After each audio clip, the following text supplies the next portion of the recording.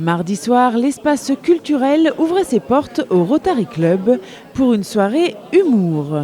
La soirée humour, effectivement, a été créée il y a 3 ans. Cette année, donc, on remercie effectivement la ville de Romba qui nous accueille. En l'occurrence, donc, on fait cette soirée donc, à 2 clubs, le club de Romba-Amnéville et le club de Thionville-Malbrouck. Les clubs Rotary ont pour mission commune de servir localement et internationalement les populations dans le besoin, que ce soit dans le domaine de la santé, de l'éducation ou encore de la lutte contre la pauvreté. Pour cela, la totalité des fonds récoltés par la vente des places sera redistribuée à des associations locales comme l'hôpital de Bel-Air, SOS Village Enfants à Marange ou encore la maison d'accueil spécialisée de Rosselange. Au programme de la soirée, une première partie animée par Julien, un humoriste messin qui sait se moquer avec gentillesse du public, mais aussi de lui-même en s'inspirant de situations quotidiennes observées ou vécues par l'artiste. On retrouvera donc des sketchs sur le dentiste, l'utilisation abusive des smartphones ou encore des expressions lorraines qui n'ont cessé de faire rire les spectateurs. Pas de politique ni de militantisme, juste le plaisir de rire et de décompresser dans une ambiance conviviale. Mais regardez plutôt et appréciez le talent de ce jeune artiste. Et parfois chez le dentiste, je fais ma tête de chien battu. En général, c'est quand j'ai du liquide radioactif au fond de la gorge. Je sais que c'est chimique et qu'il ne faut pas avaler. Mais comme j'ai les contents dans la bouche, alors mâchoire endormie et la bouche ouverte, quand il me dit « Qu'est-ce qu'il y a, ça va pas ?»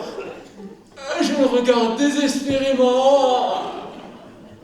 Et comme j'ose pas le déranger,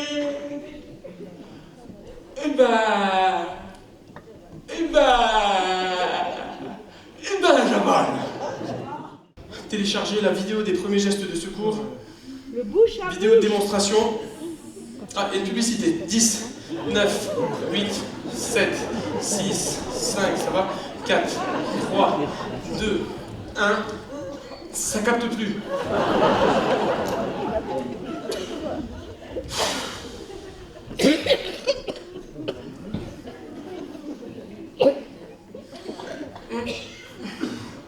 Là, ça capte. Est-ce que tu peux m'aider à sauver ta vie? Alors, application arrêt cardiaque, déboutonner la chemise. Il n'y a pas l'option polo fashion. Oh la vache, il est poilu. Alors, tac. Si ça ne fonctionne pas, il faut l'entuber. Ah non, l'intuber. Sinon, passer au bouche à bouche. Ce week-end, Julien, je vais au carnaval de Bambi-Dostrophe. Et après, j'enchaîne avec le Kappensitzung de Sagamine. Ah, tu verras, il y a une ambiance de malade. Il passe cette chanson-là.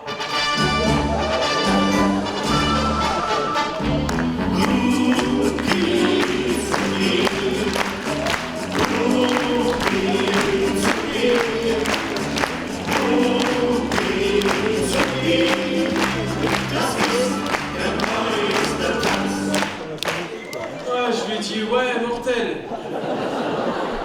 Apparemment, vous y allez tous ce week-end. Les États-Unis disent, so let's go. Nous on dit, allez hop là. On ressent la même. Pour dire bonjour aux États-Unis, c'est hello, how are you? Et nous c'est salut, comment c'est, gros? Ça guette? Vous ressentez le. Il y en a plein comme ça. Hein. Par exemple, aux États-Unis, c'est in your face, et nous, c'est dans ta fratz, dans ta schniss. Quand on a faim aux États-Unis, c'est can I have a little piece? Nous, c'est vas-y, donne-moi un ch'tuc là. Quand on a soif, can I drink something? Vas-y, donne-moi ta bouteille, je bois un schluck. On ressent la même sonorité.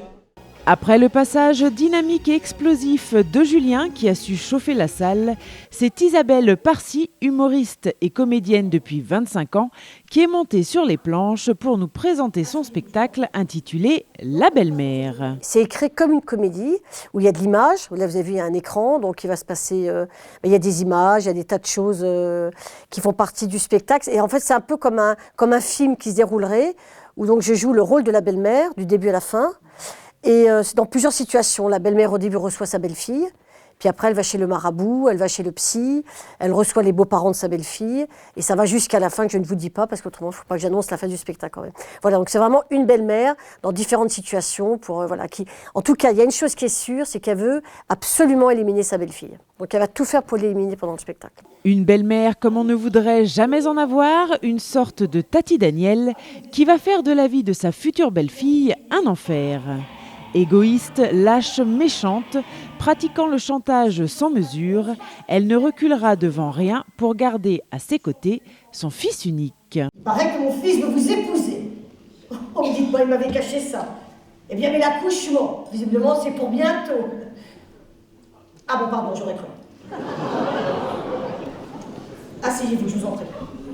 Non, pas sur ce fauteuil, il est fragile. Ça n'a rien à voir avec votre gabarit. Mais prenez plutôt le gros pouf. Voilà, ça ne risque rien et vous y serez beaucoup plus à l'aise. Voilà. Bah, écoutez, mademoiselle, je suis très heureuse que nous ayons cette petite entrevue, vous et moi. Et je suis certaine que nous allons comprendre, étant quasiment de la même génération. Ah vraiment? Seulement? Ah, j'aurais dit beaucoup plus. Ça doit être la coiffure qui fait ça, hein. Et puis selon comment on s'habille, ça joue aussi, c'est clair. Je suppose que vous n'êtes pas parisienne. De province, oui, c'est évident. Ne me dites rien. La Creuse? Non. Le Cantal, peut-être? Non plus. De Marseille! Et qu'est-ce qu'ils font, vos parents? Hauts fonctionnaires. Oui. Marseillais et fonctionnaires. Et cumul, dites donc, hein? Et sinon, ils travaillent un peu quand même. Oh, je plaisante, oh. C'est-à-dire qu'ils sont positifs, quelque chose comme ça. Ah non, hauts fonctionnaires, oui. C'est-à-dire qu'ils travaillent sur une colline. Oh, je plaisante, oh. On n'a pas d'humour à Marseille, peu cher. Bon. Alors, récapitulons. Sacrifice, tu vas rentrer, salope. Sacrifice de poulet. Alors, on récupère la tête et les entrailles volatiles, on y mélange la mèche de cheveux et les 3 gouttes de sang de la noiselle. Est-ce que je peux rajouter quelques épices? Cumin, ciboulette, basilic? Non, c'est pas utile. Bon. Ensuite, j'enterre le tout au pied d'un chêne, un soir de pleine lune, à proximité d'un cimetière. Je sens qu'elle va être très sympa cette soirée. Et cette pièce a pu voir le jour grâce à la rencontre et la collaboration d'Isabelle Parcy avec Xavier Chavary. En fait, Xavier, c'est quelqu'un que je connais puisque depuis des années, on fait tous les mêmes théâtres, café-théâtre, cabaret. C'est un type qui écrit. Lui, il écrit, moi, j'écris pas. Et lui a fait beaucoup de spectacles, dont un qui s'appelle Choc Frontal, qu'il a énormément tourné. Et puis un jour, on s'est rencontrés par un festival d'humour. C'était les Deux Vosges de l'humour. En fait, et le directeur du théâtre m'a dit, écoutez, ça serait bien que vous rencontriez Xavier Chavary, parce que par rapport à ce que vous faites, je suis sûre que ça vous conviendrait au niveau écriture. Donc j'ai été voir Xavier, je lui ai dit, écoute, est-ce que tu veux bien m'écrire mon spectacle? J'ai quelques idées qui n'avaient rien à voir avec la belle-mère, qui étaient des idées de la vie courante, sur différentes choses qui se passaient, voilà, plein de choses qui se passaient dans la vie courante. Et un jour, il m'a dit, au bout de 3-4 mois, écoute, je t'ai écrit ton spectacle, mais c'est pas ce que tu m'as demandé, je t'ai écrit la belle-mère. Alors je lui dis, ah bon? Il me dit, oui, c'est ce que tu m'as inspiré. Donc il m'a écrit la belle-mère, voilà. Alors c'est pas tellement l'idée de la belle-mère qui est originale, parce que ça a été fait dans beaucoup de sketchs, la belle-mère, de beaucoup d'humoristes. Mais ce qui est original, c'est que j'étais la belle-mère pendant 1h15.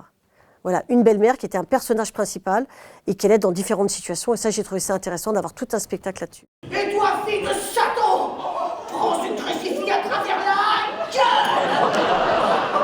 Enseigne du front, enseigne au contact du Christ.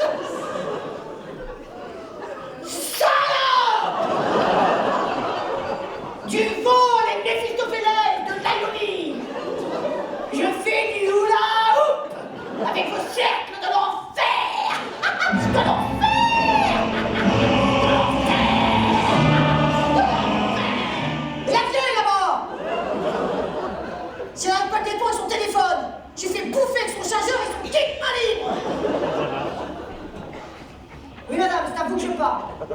c'est pas le fait d'avoir des cheveux violets et des couches qui vous donne tous les droits. Votre cinéma, ça commence à bien faire. Hein. Ça fait 1 heure que vous dites à je ne sais pas qui que vous êtes dans le train et qu'il venez me chercher à la gare. Je suis dans le train. Vous venez me chercher à la gare? Oui, je suis dans le train. Vous venez me chercher à la gare? Oui, je suis dans le train. Oui, vous venez me chercher à la gare? Oui, je ne vous entends pas, je suis dans le train. Vous venez me chercher à la gare? Oui, c'est ça, je suis dans le train. Ah oui, je suis dans le train. Mais t'étais dans le train, mamie.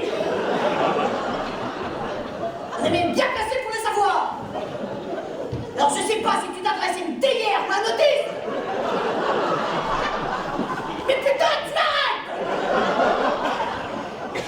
Et c'est pas vrai, c'est pas bon. On est que 4. On se croirait à 14 juillet à la Grande Motte. Même si certains dans la salle ont pu reconnaître des comportements similaires avec leur belle-mère, qu'ils se rassurent, cette pièce n'est pas autobiographique pour Isabelle Parcy. Ma belle-mère n'était pas très sympathique, mais elle n'était pas tout à fait comme je suis dans le personnage, quoi. Là, je suis vraiment odieuse, quoi. Là, je suis vraiment très désagréable, très antipathique. Pour vous donner une référence, je serais un peu la Tati Daniel, quoi. Pas de la même génération, mais c'est vraiment quelqu'un de très, très désagréable, quoi. Vraiment. Qui a un fils unique, elle veut le garder. Donc, elle va tout faire pour aimer sa belle-fille, elle va faire tous les moyens. Et vraiment, elle est très antipathique, cette femme. Elle est horrible. Mais elle est drôle, hein. Mais elle est drôle. Et ce côté drôle, Isabelle Parcy a toujours su qu'elle l'avait en elle. C'était comme une évidence. À l'époque, je travaillais dans un journal qui s'appelait La France agricole à Paris, qui est un journal pour les agriculteurs. Hein. Et en fait, il y a un jour, il y a eu un journal, François, qui marquait Cours Simon donne stage d'été. Donc je me suis dit, tiens, pourquoi je ne ferais pas un stage d'été au Cours Simon Essayons. C'était vraiment plus par curiosité que par envie. Hein. Et j'ai fait mon stage de théâtre, et là, j'ai eu la révélation. Vraiment, c'était mon truc, c'était ça, quoi. Voilà. C'est un peu comme quand on rentre dans les ordres, je pense. Il y a un truc qui vous tombe dessus, puis après, vous ne pouvez plus vous en dépêtrer, quoi. Voilà, donc c'est vraiment venu comme ça. Et l'humour, ça ne s'apprend pas. C'est qu'en fait, tout de suite, j'ai été répertoriée dans des choses plutôt drôles. Et voilà, enfin, moi, c'est ce que je sais faire. Hein, voilà. Oh, Brandon, tu sais bien, c'est mon rêve le plus cher. Oh, mais Cindy, tu ne réponds pas à mes questions. Ah, mais réponds. Peux-tu m'épouser? C'est mon rêve le plus cher, mais tu sais bien que ta mère n'acceptera jamais cette union. Jamais. Elle me déteste. Elle est sans pitié. Elle est prête à tout. Je n'ai pas besoin de sa permission pour décider de mon avenir. Sa vie n'est qu'un échec. Moi, je trouve pas. Hein. Et c'est pour ça qu'elle est tellement aigrie. Moi, aigrie. Oh, Brandon, elle me fait peur. Elle est si laide, ses traits sont durs, son visage ingrat inspire le dégoût. Non, mais tu t'es vu, toi? Boudin! Bonjour, monsieur. Oui, bonjour, madame. Oui, j'ai fait un très bon voyage, oui. En dehors d'un sale gamin qui a pas arrêté de faire du bruit, et une vieille sénile qui téléphone en hurlant. Je l'ai calmé, ça a été radical. Voilà. Mais bon, on n'est pas pressé. On est embarrassé. Peu cher. Et qu'est-ce qu'on attend? La grand-mère de Marina.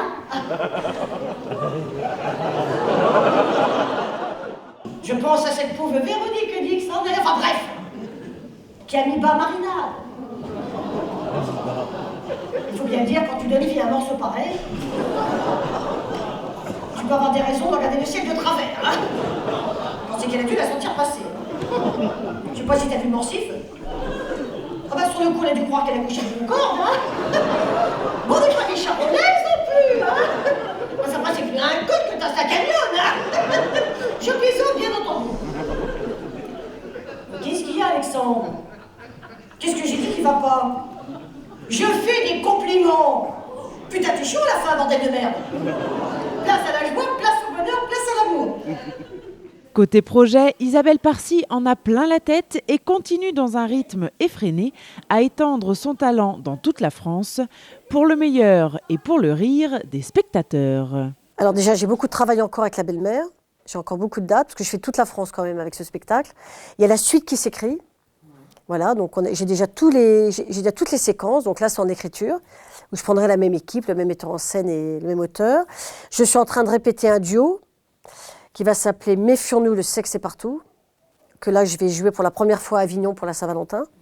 Voilà, et puis je suis aussi en trio, là c'est une comédie qui s'appelle L'amour est dans le poste, que je joue aussi un peu partout, quoi, dans toute la France. En tout cas, son rôle de mère possessive et intolérante a su ravir le public. Un spectacle à découvrir en famille et surtout avec sa belle famille.